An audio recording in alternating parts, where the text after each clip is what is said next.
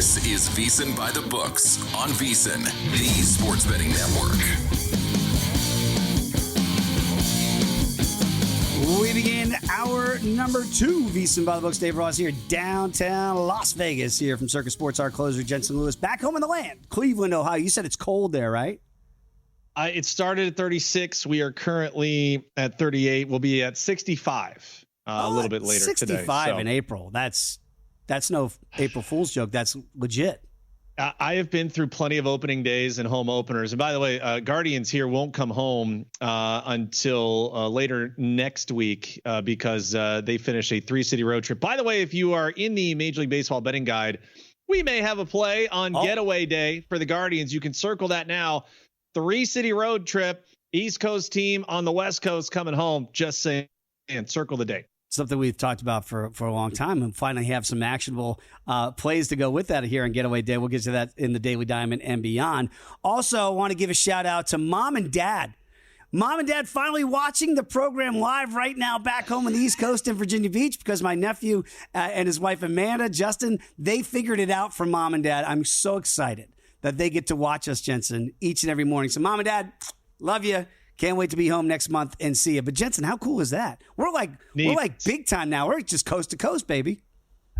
We're in eateries. We're in mom and pop shops. We're in concourses of airports. We are we're not Mr. Worldwide just yet. Not yet.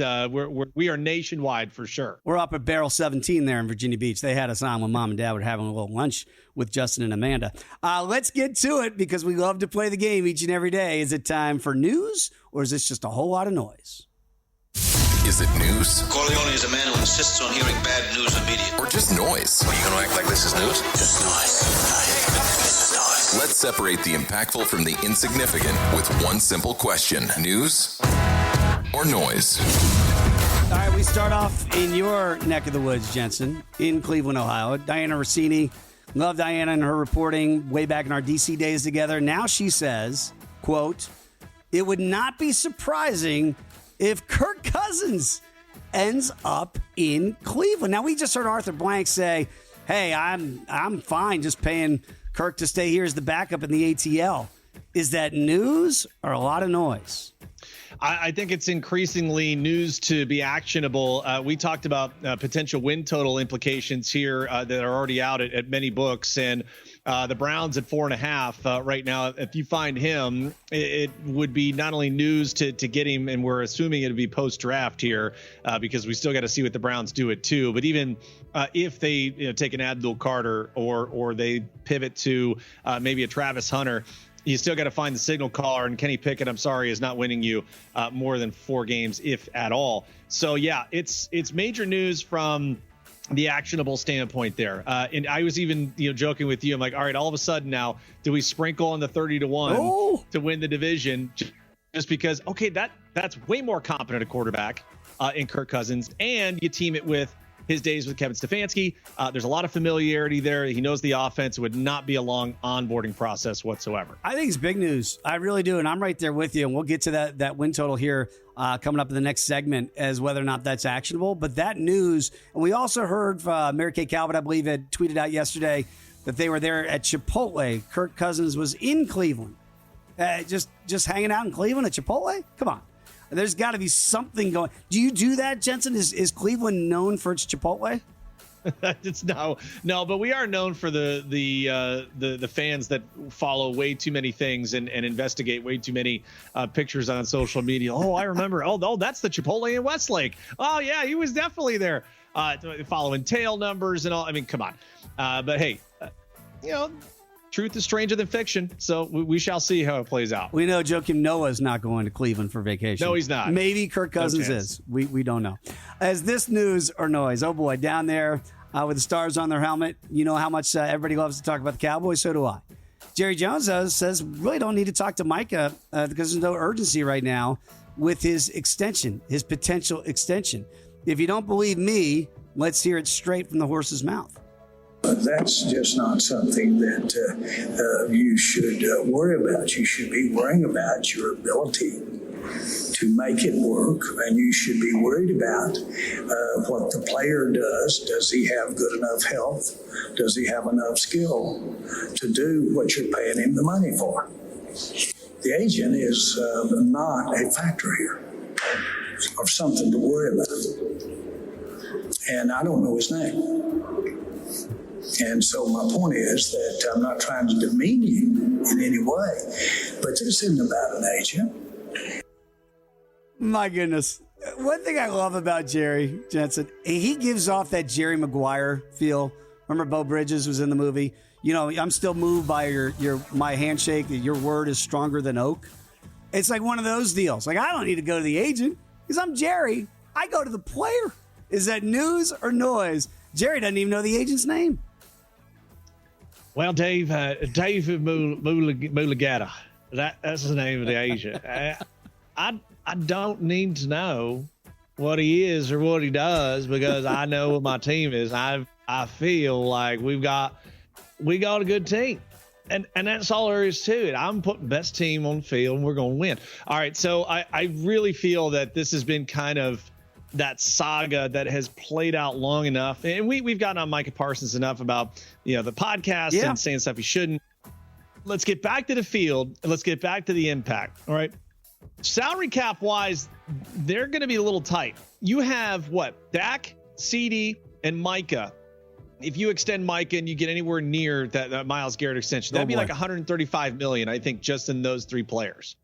All right, do the math. That's half your cap, basically. Well, okay, so that's pretty big. It's the Bengal way, right? Which the Bengals, we didn't know how they're going to be able to do it with their big three. Is that what's going to be going on with Dallas? You look at the win totals for, say, the Bengals, and then look at the win totals for the Cowboys.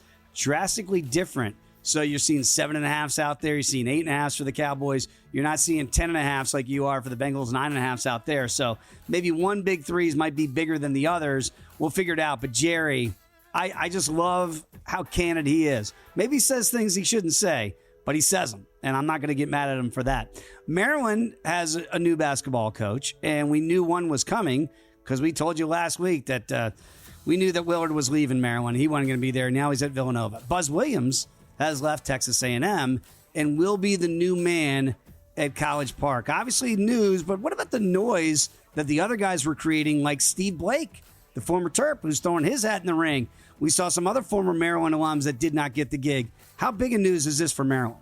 All right, so you look at just the money. I believe that Villanova paid Maryland $2 million on the contract buyouts for Kevin Willard, and also Buzz had $1 million buyout that dropped April 1st. So as far as the money is concerned, those universities aren't worried about that. What I would be is that now the NIL issues and now what do you do in a Big Ten that it may be more of a get here for Buzz. I mean, he already knows what it takes in the grueling day in and day out that was the SEC.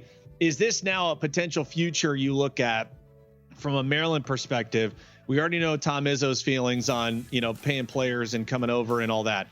I think if you want to back Maryland, you do it early and you find out what that number is, or you hope that it ends up being, a little tough start for them. You get a longer number.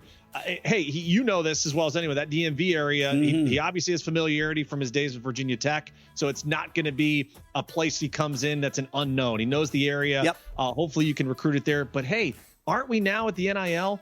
You're absolutely going nationwide to get kids and pay kids. So I think part of him coming over is knowing that he's got a little bit of a piggy bank to work with. Yeah, and again, we had heard rumors about Nate Oates possibly leaving Alabama, and Nate shot that down. It was like, why would you leave a program if you're worried about NIL money going all to the football side of the program in the athletic department? That's what Buzz is going to have to contend with, and that's why Willard is at Villanova. So I look at it and I go, man, it's going to be tough, I think, initially, but a great point by you that Buzz knows the area because of his Blacksburg days with Virginia Tech Hokies. So Buzz should be able to recruit in the DMV, at least have his assistants out there recruiting. And also, shout out to Matt Humans, who was on the program yesterday, speaking of Villanova, and he saw that number in the Crown tournament going on out here in Las Vegas.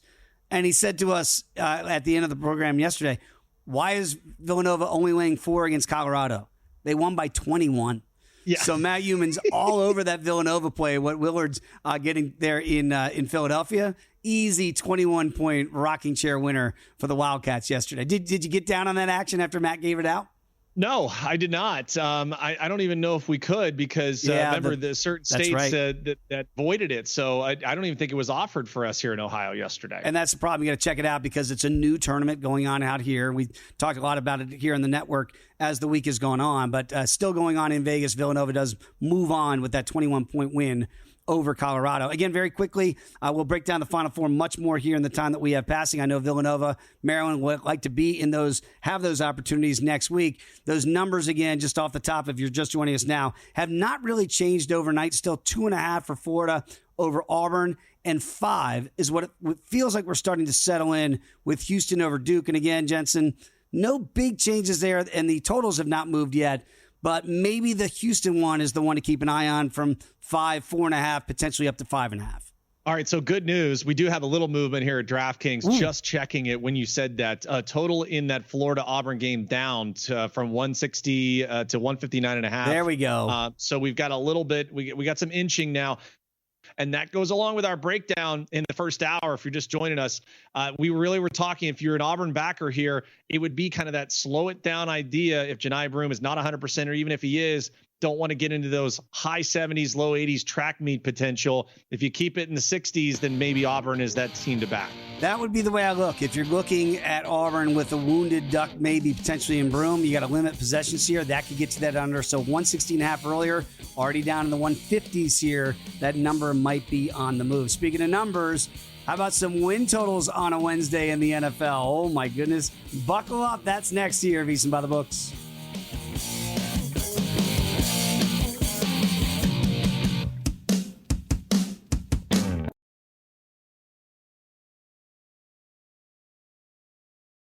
You're tuned in to VSiN By The Books, right here on VSiN. We are back, VSiN By The Books. Dave Ross and Jensen Lewis here on this Wednesday edition of, and getting a little bit of pushback. And again, in case you heard the big news, the sad news across the country, was that Val Kilmer had passed away today at the age of 66, legendary actor. Of course, we love to quote a lot of his movies here in the program. And thanks to everybody shouting out at us here on X about it. Yes, it's true. I still have not seen Top Gun Maverick. The problem, Jensen, with watching today is I'll get emotional if I watch it today. I'll probably cry because of the passing of Val Kilmer. Dude, you're going to cry. I don't care if you watch it a year from now. It's not taking away the emotions. Michelle and I went and we watched on a Sunday afternoon in the theaters twice. Man, and I'm telling you, because of what the first movie meant and how it just gripped you on so many of the storylines. And then just the interaction, the rivalry between Maverick and Iceman and the connectivity. I give Tom Cruise so much credit for the scene, and I don't want to spoil it because you need it organically. I'm getting goosebumps already thinking about it. I remember watching it on the way home from Vegas. I always put it on just because you're flying, so why not watch a plane movie? But it is, dude. It doesn't matter. Today is a day of days for you to watch it. I might have to break down and watch it today. I've really been savoring it for the right time. But now that today's the right time. Now that we're past football season, it might be the day. So thanks to Jamie Levia for reaching out on X about that. Yes, I have not seen it. I will see it. I cry now when I rewatch Rocky or Karate Kid. I get emotional, even though I know what's going to happen in those films. We don't know what's going to happen in the NFL. We certainly don't know what's going to happen in Cleveland this year. We talked about it. Maybe a report that Kirk Cousins, if he was to be traded, remember, he's still right now property of the ATL down there with the Falcons. Their win total is exceedingly low at 4.5. Now, it's hard to match them up because not a lot of win totals are at 4.5. Titans are also at 5.5. We've done some of these, and we're going to space these out because we love to talk about some of these NFL win totals here. So you can play the Browns over. It is juiced over, though, at $1.45 to get you at least 5 wins. The under, it's plus $1.20. Or the Titans. What are they going to do at quarterback? I think we all know what they're going to do at number 1. Juice to the over, minus $1.50 at 5.5. And again, under, you can get plus money at plus $1.25. If you had to back one of those overs with that juice, which one would you rather play?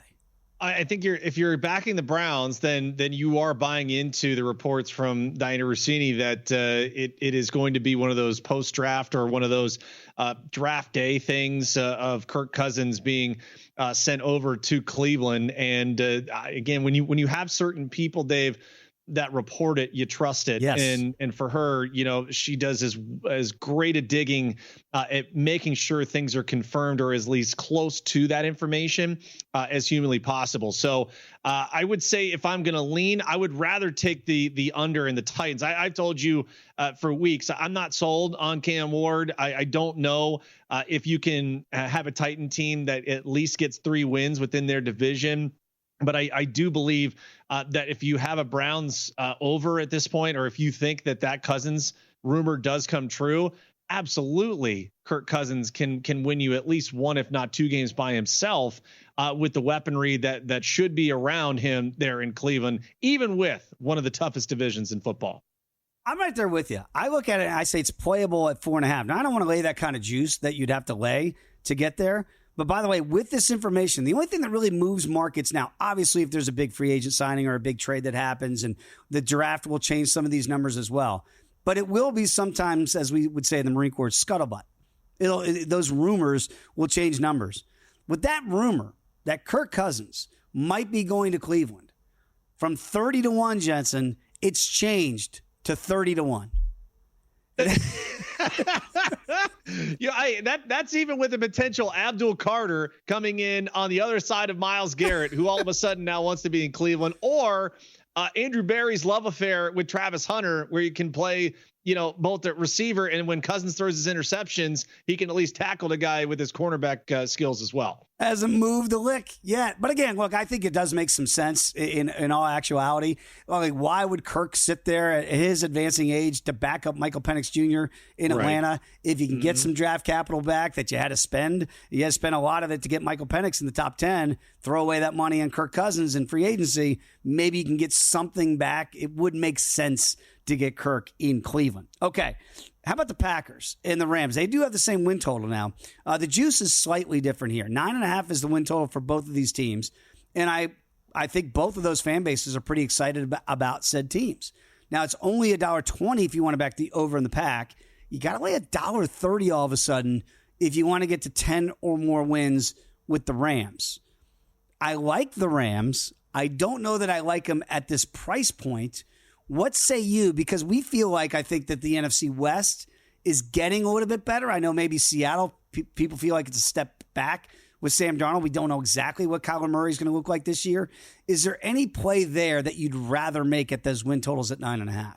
Yeah, I'd rather take the Packers over at minus $1.20 and 11-6 last year. And God, think about all the injuries to the receiving room that Jordan Love had to deal with towards the end of the season. I mean, if they are even a semblance of being close to healthy, that team is a real handful and a real problem there, not only towards the end and perhaps even deeper into a postseason run. So I do like the Rams defense. We've talked about what Matthew Stafford means to that offense. Sean McVay, one of the great head coaches in our game right now.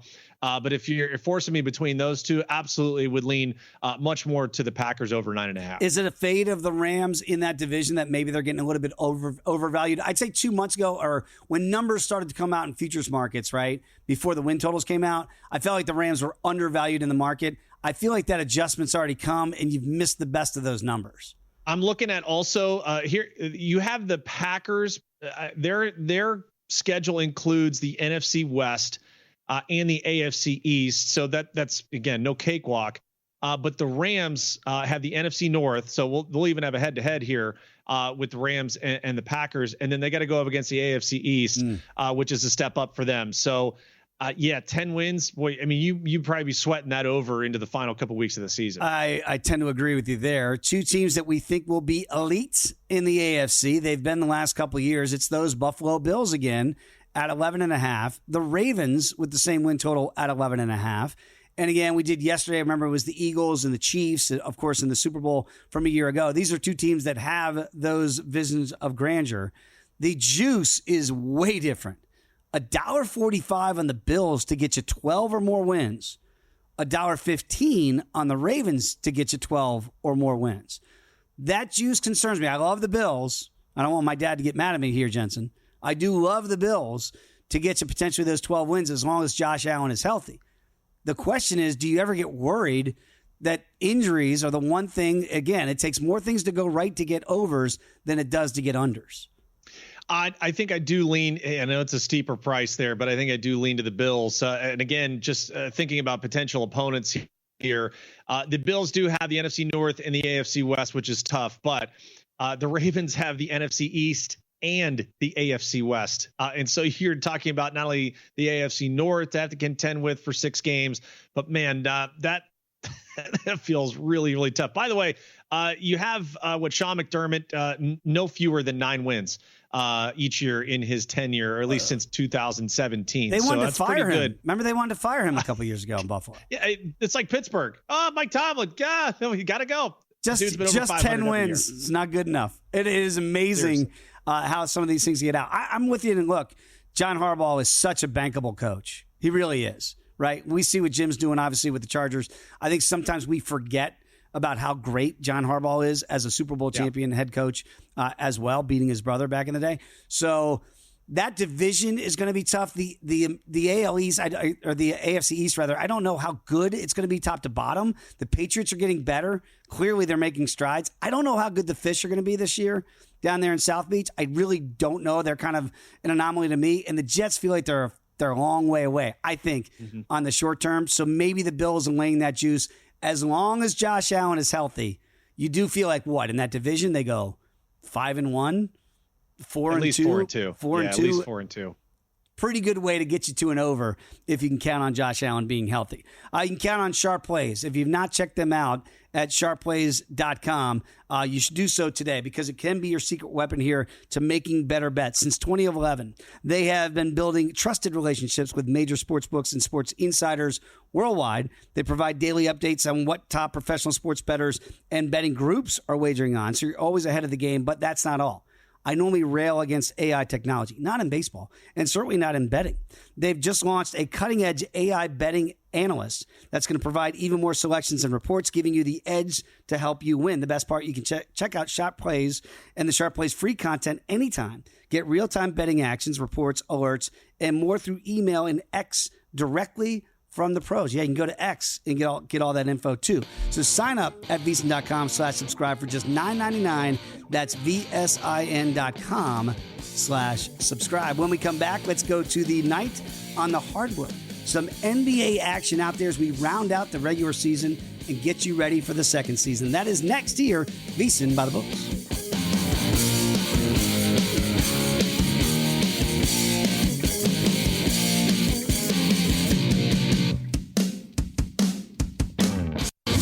Tuned in to VSiN by the Books, right here on VSiN. Rolling along on a Wednesday edition of VSiN by the Books. Dave Ross and Jensen Lewis here with you, and we always appreciate all the feedback on social media. We got one from our guy MLB Dream, reached out to us as we were talking about the torpedo bats earlier, and You Can't Handle the Truth. And he said this, Jensen, I want to get your thoughts on it very quickly. Dream said, about time hitters got a boost. Let's just hope Manfred, Rob, doesn't give us dead balls. They won't counteract the torpedo bats with dead balls, right? This is what America wants. They want offense. I don't think you can. And I don't want to have the knee-jerk reaction here. Again, if we were to put up a graphic, Dave, of just the guys that we confirmed have used torpedo bats and where those actual pitch locations are of the balls that were hit for home runs, I think we're going to find that it's a lack of execution more than anything. Now, have you and I play golf? Yeah. So you get fitted clubs, and everyone is different. And I appreciate that part of it. Like every guy uses a different model bat, a different weight. It's not foreign here. So to have the knee-jerk reaction 4 or 5 days in when everyone is underway, I think would be a disservice to the league. Let's get to May 1st. Get to May 1st and get an early look at the data, and then let's get our first kind of reaction then. But to make a knee-jerk reaction, I'm with you. Absolutely. You got to look at execution first, and then maybe we'll see what the technology is affecting it much later. Could have used a torpedo bat to hit Nathan Eovaldi yesterday if you're the Reds. They couldn't seem to get to him. We'll get to that in highlights and headlines a little bit later on. But let's get to the NBA here. And I wanted to really pick your brain on the first game of the docket that we're going to break down. It is the Knicks and the Cavaliers. And the Cavaliers, we talked a little bit about it yesterday with JVT on the program. They are leaking some oil here down the stretch they come to wrap up, 4-game lead over the Celtics. I don't think they're in jeopardy of giving up that number 1 seed. But what are you seeing there in Cleveland? Is there any panic? 10.5-point favorites tonight against the Knicks, who are currently the third betting choice to come out of the East. Is there any danger here for the Cavaliers down the stretch here? I think a lot of it is predicated off of they've had an insanely efficient run. And you just to maintain that, you have to go back to the Chicago Bulls days, right? Where, they won over 70 games. And I think to me, that's probably, the one thing that you would look at from they've been so good for so long, much in the same way we've seen the Thunder when they're double-digit favorites at home. Book it. I mean, they have just decimated opponents, and they've been able to take their starters out almost halfway through the fourth quarter, if not earlier. So intriguing matchup tonight. And I go back to what JVT told us yesterday. The Knicks got to show us more than anything. The Cavaliers are strong. They're finding their way, towards the finish line here. 4-game lead. Even if they win it by 1, I don't think they care. The Celtics are more of the question here of okay, can anyone stop them? Winners of 9 in a row, 9 of their last 10. Mm-hmm. And I think that's probably the bigger issue for the Cavaliers to worry about, and just knowing kind of how they're currently constructed. 60-15, 7 games to play here in the regular season. It is a 4-game lead right now over the surging Celtics. We're not going to get one of those complete meltdowns and somehow the C's get the 1 seed, right? That's not going to happen. I can't see it happening here with 7 games to go in the regular season. But it is important for Cleveland to still wrap that up, right? I mean, we do feel like if you get to an Eastern Conference final and you can stretch that series out, that 7th game could be very important to have home court. I think, honestly, a game you and I talked about a month or so ago in which the Cavaliers go to the Garden. Yes. They're down 25-3 to start, and it was the way they came back. And we talked the next day. Did it mean more for the Cavaliers to come back in enemy territory with that deficit? Or is it a bigger indictment on the Celtics that you have this kind of an advantage? And we've seen so many times where that group cannot get it across the finish line. They're a different team when they get into the playoffs. There's no question they'll turn it on.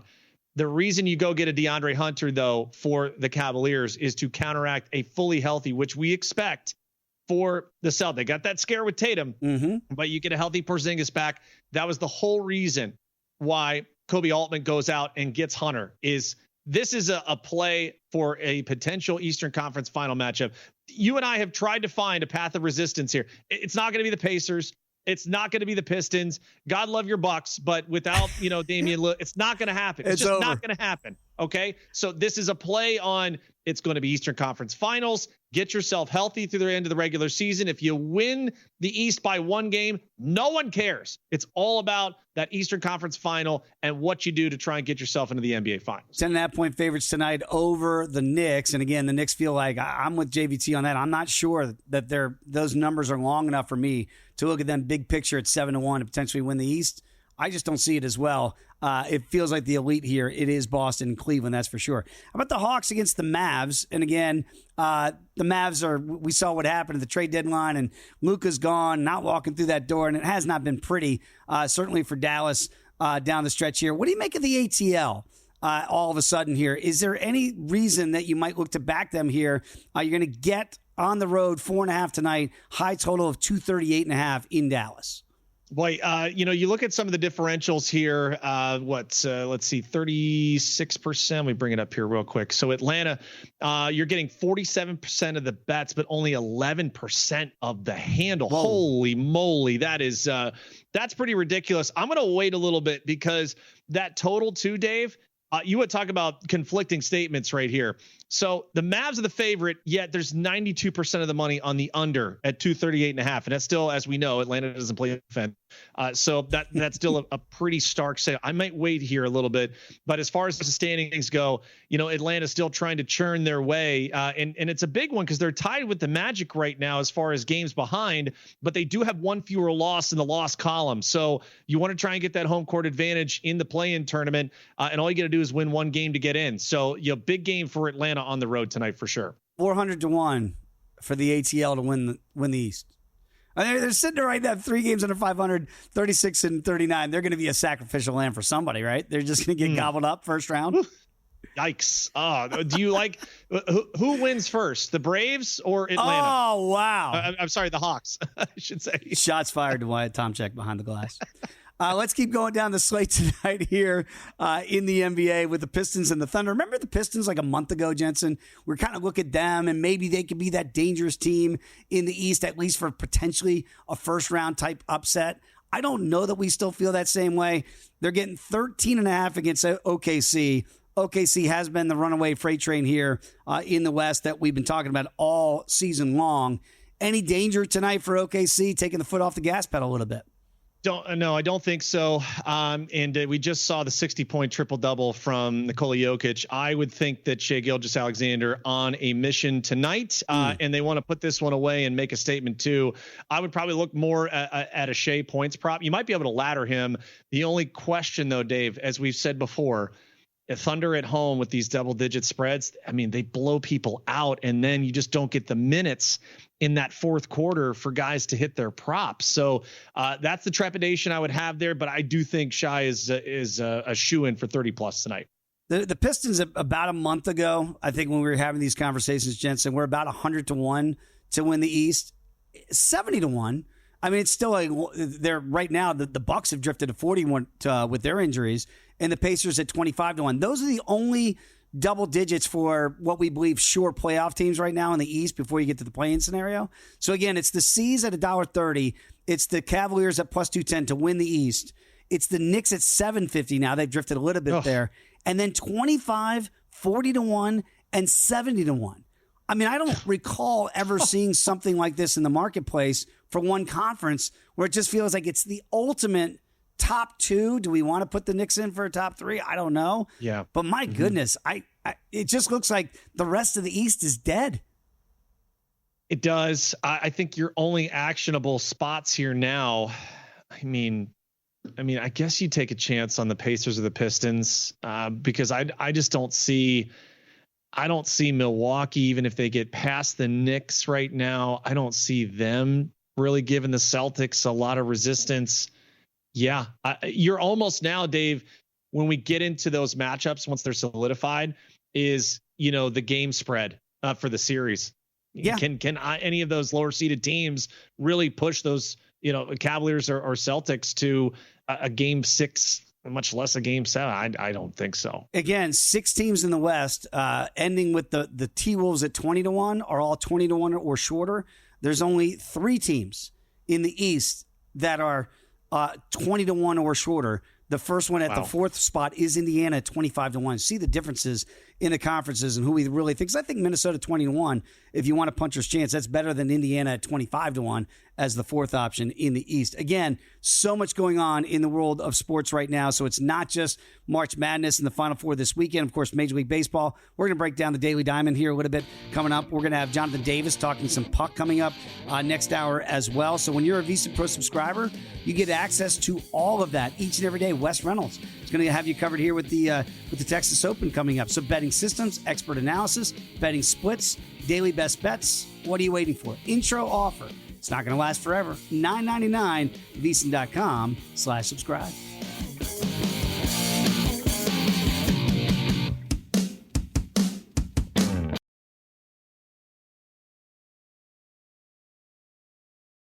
You're tuned in to VSiN By The Books, right here on VSiN. We continue VSiN By The Books. Dave Ross and Jensen Lewis. And hour number 3 is going to be a lot of fun.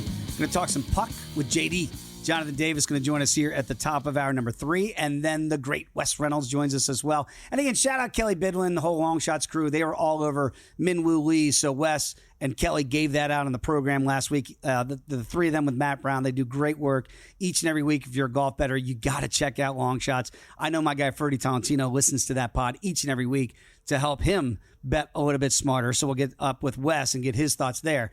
But right now, some highlights and headlines that we've seen so far throughout the day from last night into this morning. And I was not happy with this first one. Nathan Eovaldi, you were all over this, Jensen, yesterday. The Rangers absolutely shoved CGSO, complete game shutout, for Eovaldi in a 1-0 win at the Natty. So Cincinnati bangs out 14 runs the day before. They give up 1 in the top of the first. And Chris Byers was pretty darn good as well for the Reds, but not good enough as Eovaldi goes the distance. 45-1 now to win the Cy Young. You really like Nathan yesterday. I guess you got to like him a lot more today. Well, again, also a Maddox, too, for those not initiated, a complete game shutout under 100 pitches. And so Nathan Eovaldi taking advantage of some regression. And that can be commonplace sometimes in these early matchups where, the weather also not very nice for hitting yesterday. It was pretty chilly there in the Queen City. So again, at 45-1, you'll see some of these markets evolve a little bit. Mention Mackenzie Gore in the National League, who goes again today north of the border against Toronto and getaway day for the Nationals. So something to always keep in mind, guys that were long numbers that might come down a little bit, just monitor those. But really nice start in start number 2 for Nathan Eovaldi. We're going to have Mike Palm on the program as we always do on Thursday tomorrow. And again, Mike, and we had the big pomp and circumstance here for opening day with Greg Maddux throwing out that first pitch. And I had asked you, like, Eovaldi, could it be a crafty righty? And you gave the example of the great Greg Maddux. I'm watching that game last night, and Jensen, I'm going, it's not blowing you away, but everything's in, and you just cannot seem to barrel up that guy. Is that sustainable for Nathan as he's advanced? Because he's been around the block, and sometimes with that wisdom and age, it shows itself, and it shows itself right now with Eovaldi. Yeah, for him, honestly, Dave, and this is going to be something you watch as we get into the warmer months, is that he ends up being a pretty nice swing and miss guy to back. So again, you're looking at strikeout props for Eovaldi, especially when you get into some of the more humid areas outdoors, because we know Texas, they're in a dome down there. So depending if the roof is open or not, something to monitor. What I really love, though, is that you have a Texas team that is going to challenge in the American League West this year. I think we have that readily apparent, that lineup. Even Wyatt Langford, God, you want to talk about, if you're a no-run first inning better yesterday, that's it. Wyatt Langford, the solo homer, that's it. That's how you lose. Oh, that's a killer, no question. Yeah, it was great pitching, and it only takes one, and they got it early on, and that was enough as Eovaldi goes the distance there. The takeover by the NFL. It's always comical to me when you see what basketball tries to do with some of the, and then football just says, we'll do whatever we want, whenever we want to do it. How about this? You got a triple header now on Christmas Day, but you're not going to get it on Fox or on ABC, NBC, CBS, the big boys, right? You're going to get it on Netflix and Prime Video. Maybe these are the new big boys now. I'm the captain now. So Netflix and Amazon are going to carry those holiday games. They averaged 24 million viewers when they did it for the run out last year. Jensen, what do we make of this? Because, again, I'm old. I go back to when we centered Thanksgiving around the Cowboy game. It was Detroit early. It was Dallas late. Now you're getting 3-4 games there, getting games on Friday. And now the NFL is taking over Christmas. What do you make of this? Very excited to see, and it gets Thursday, so that's a day of the week the NFL owns. So Christmas Day, you are going to have so many crossover sport parlay options with the NBA docket and also those 3 games for the NFL. I am also intrigued for Circa Survivor, and we always look at it because you get 20 weeks and you've got to allocate the teams that when we find the schedule release will be playing on Christmas Day. Some strategy for sure, and what those weather conditions could be like if we're playing with some teams outdoors. But hey, here we are. This is where it is. NBA, you had your chance, and sorry, bye. I will say this though, bad for live bettors. Streaming, very tough, very tough. Right, the streaming services, like we can't figure out what a first down is with chains and technology. the streaming and gambling, that is a problem. So remember, those screens are going to be way ahead of your stream. Remember that, people, when you get to Christmas. The grade 8, he's getting oh so close. Just 4 away now. He got 891 last night in a 4-3 win for the Caps over the Bruins. So again, if he's going to do it this season, where time is running out here in an 82-game regular season, the yes, though, overwhelming that the grade 8's going to get it done and break the great one's record of Wayne Gretzky and get to 895. You got to lay 265. The no is plus 215. We'll talk to Jonathan Davis about it. Is this actionable for you? I think it's probably more exciting if you have a boost. I know yesterday for DraftKings bettors, they had an OV market there where you could get in and opt in for points boost or some sort of Ovechkin prop here. I was just looking to see for tonight, and we'll talk with JD obviously coming up here. They are plus 145 against Carolina tonight. This is going to be a nice little game for you hockey fans out there. Speaking of hockey, was just kind of looking at it, and I'll ask JD coming up. I think the Rangers are probably the spot tonight that I looked back. I did hit, by the way, I should have just done an alternate puck line with the Blue Jackets last night. I did them at -1. It wasn't even close. They put up 8 last night against the Predators. But the Rangers would be that spot tonight. If you're looking for the puck line, that's what's jumping out to me right now. Not locking anything in just yet, but that's certainly a number that jumps out to me. Again, right now at DraftKings, they do have Ovechkin specials up for which team. If you like that yes at -265, that he's going to get it done, you can pick the team. Could it be those Blue Jackets at plus $1.50, the Isles at 230, the Carolina Hurricanes plus 425, the Pens plus 475, and the Blackhawks at 15-1? Check those schedules. Try to figure out when the grade 8's going to do it. But I just hope, Jensen, for somebody that had the privilege of covering him from day one, I hope it's from the left circle, because that would be so apropos for Alexander Ovechkin to do that from that left circle where he's done it for so long throughout his marvelous career. How about some more news and notes? And we mentioned this for highlights and headlines. A subtle change in the total right now in Florida and Auburn. So this has actually come down a little bit now to 159.5. Something you and I talked about in the first hour when it was at 160, 160.5. So we're starting to see that number drift down. And I wonder, Jensen, if that's concern that John A. Broome is just not going to be able to be John A. Broome. And it's just a point, but still it kind of tells you, I think, where the marketplace is starting to lend its money to.